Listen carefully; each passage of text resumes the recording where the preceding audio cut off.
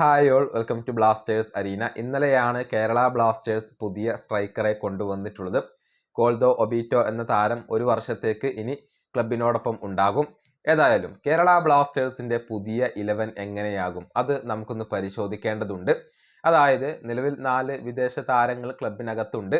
David കാറ്റലയുടെ ഒരു രീതി നമുക്കെല്ലാവർക്കും അറിയാം. 4-2-3-1 എന്ന ആ ഒരു ഫോർമേഷൻ എപ്പോഴും ഉപയോഗപ്പെടുത്താൻ ഇഷ്ടപ്പെടുന്ന ഒരു പരിശീലകനാണ് ഡേവിഡ് കാറ്റല.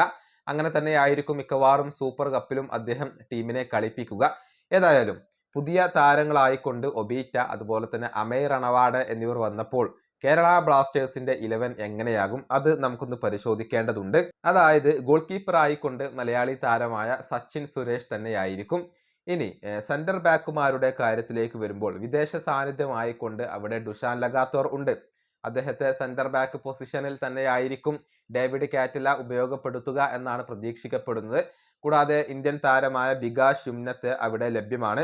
ഇനി ഇടത് വിങ് ബാക്ക് ആയിക്കൊണ്ട് ഐബൻ ബാ ഡോഹ്ലിംഗ് അവിടെയുണ്ട്. വലത് വിങ് ബാക്ക് പൊസിഷനിൽ അമേയ് റണവാഡയാണ് ഉള്ളത്. അതായത് റൈറ്റ് ബാക്ക് പൊസിഷനിലേക്ക് പുതിയതായിക്കൊണ്ട് അമേയ് റണവാഡയെ കേരള ബ്ലാസ്റ്റേഴ്സ് കൊണ്ടുവന്നിട്ടുണ്ട്. അദ്ദേഹം സ്റ്റാർട്ട് ചെയ്യും എന്നുള്ളത് ഉറപ്പാണ്.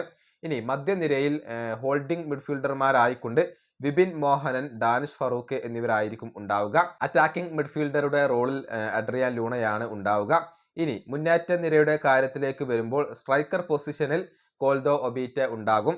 നമുക്കറിയാം അദ്ദേഹം ആ ഒരു നമ്പർ 9 സ്ട്രൈക്കർ പൊസിഷനിൽ കളിക്കുന്ന താരമാണ്. അങ്ങനെ തന്നെയായിരിക്കും ഡേവിഡ് കാറ്റല അദ്ദേഹത്തെ ഉപയോഗപ്പെടുത്തുക. ഇടത് വിങ്ങിൽ നോവ സദോയി ആയിരിക്കും ഉണ്ടാവുക. വലത് വിങ്ങിൽ കോറോ സിംഗ് ആയിരിക്കും ഉണ്ടാവുക. കോറോ സിംഗ് ഇപ്പോൾ മികച്ച പ്രകടനം നടത്തുന്നുണ്ട്. യുവതാരമാണ്. പക്ഷേ കേരള ബ്ലാസ്റ്റേഴ്സിലെ സ്ഥിര സാന്നിധ്യമായി മാറാൻ ഈ ഒരു യുവതാരത്തിന് ഇപ്പോൾ കഴിഞ്ഞിട്ടുണ്ട് എന്നുള്ളതാണ്. ഇങ്ങനെയാണ് കേരള ബ്ലാസ്റ്റേഴ്സിന്റെ ഒരു സാധ്യത ലൈനപ്പ് വരിക. ഏതായാലും പുതിയ വിദേശ താരങ്ങളെ ക്ലബ്ബ് കൊണ്ടുവരുമോ എന്നുള്ളതൊക്കെ ഇനി കാത്തിരുന്ന് കാണേണ്ട കാര്യമാണ്. അല്ല എങ്കിൽ ഏറെക്കുറെ ഇതേ ലൈനപ്പ് ആയിരിക്കും സൂപ്പർ കപ്പിൽ കേരള ബ്ലാസ്റ്റേഴ്സ് ഉൾപ്പെടുത്തുക. ഈ വീഡിയോ അവസാനിപ്പിക്കുന്നു. അടുത്തൊരു വീണ്ടും കാണാം.